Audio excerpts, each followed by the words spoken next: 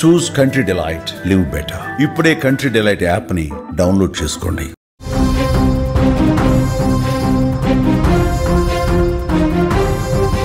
Breaking news చూస్తున్నాం. SRH HCI వివాదంలో big twist.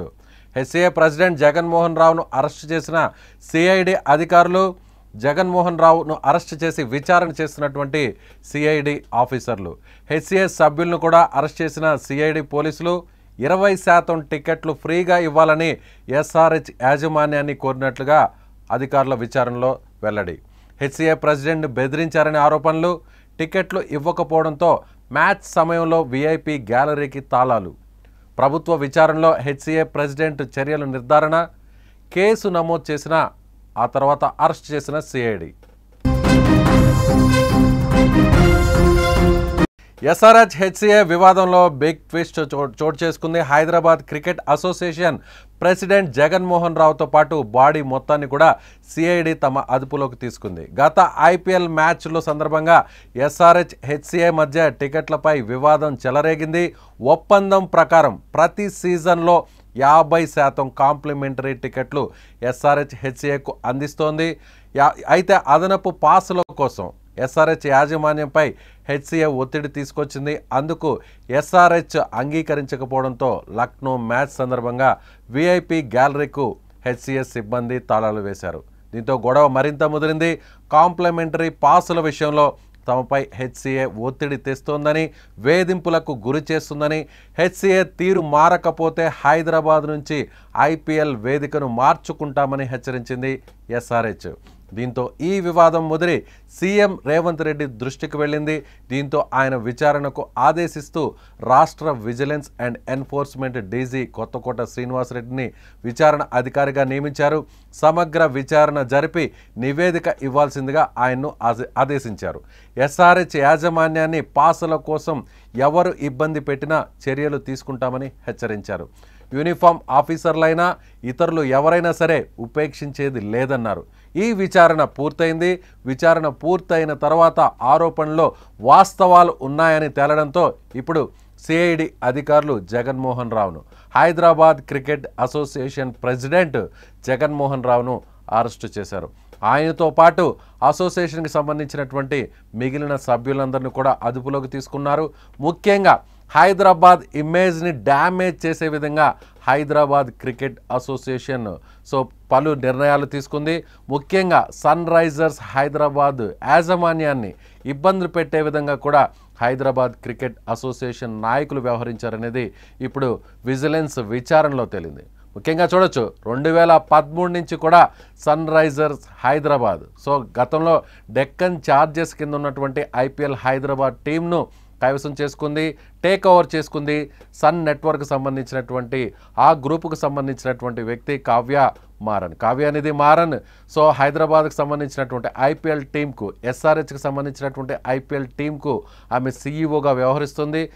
Sun network సంబంధించినటువంటి ఎవరైతే మారన్ ఉన్నారో, మారన్ కుమార్తెగా ఉన్నారు, కళానిధి మారన్కి సంబంధించినటువంటి కుమార్తెగా ఉన్నారు కావ్య మారన్. ఈ విషయంలో హర్ట్ అయ్యారు.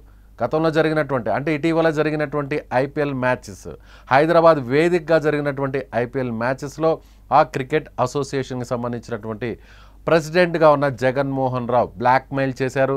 తమకు కాంప్లిమెంటరీ టికెట్స్తో పాటుగా మరికొన్ని టికెట్స్ కూడా అదనంగా మరో 10% టికెట్స్ కూడా ఇవ్వాలన్నారు. ఇప్పటికే 10% టికెట్లను మొత్తం స్టేడియంలో ఉన్నటువంటి 55,000 కెపాసిటీ ఉన్నటువంటి Uppal cricket stadium, Rajiv Gandhi international cricket స్టేడియానికి సంబంధించి ఐపీఎల్ మ్యాచ్లో హైదరాబాద్లో జరుగుతున్న సమయంలో హైదరాబాద్ ఐపీఎల్ టీం ఇక్కడ క్రికెట్ ఆడే సమయంలో అక్కడున్నటువంటి మొత్తం టికెట్లకు సంబంధించి 55,000 టికెట్లో 10% టికెట్లను కాంప్లిమెంటరీగా ఆ క్రికెట్ అసోసియేషన్కు ఆయా ఫ్రాంచైజ్ యాజమాన్యాలు ఇవ్వడం అనేది ఆనవాయితీ.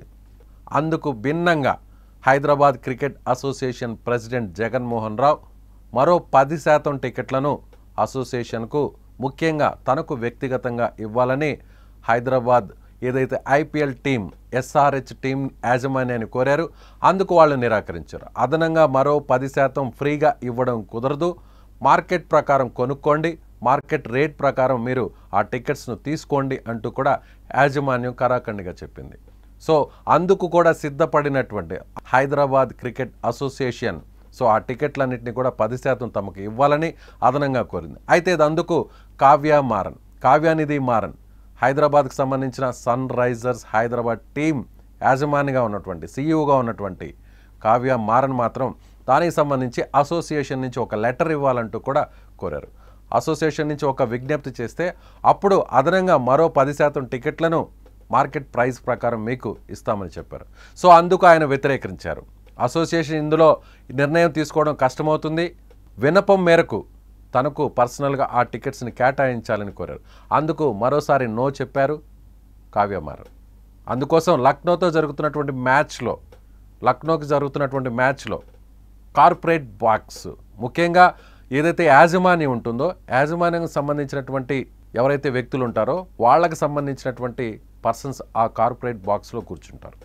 వాళ్ళ ఫ్యామిలీ మెంబర్స్ కావచ్చు, వాళ్ళకి సంబంధించినటువంటి బిజినెస్ పార్ట్నర్స్ కావచ్చు, ఇలా ఆ కార్పొరేట్ బాక్స్లో కూర్చునేటువంటి వ్యక్తులకు సంబంధించిన ఆ బాక్స్కి తాళాలు వేసింది. హైదరాబాద్ పరువు తీసింది హైదరాబాద్ క్రికెట్ అసోసియేషన్. ఐపీఎల్కి ఎంత క్రేజ్ ఉందో మనం ప్రత్యేకంగా చెప్పాల్సిన అవసరం లేదు.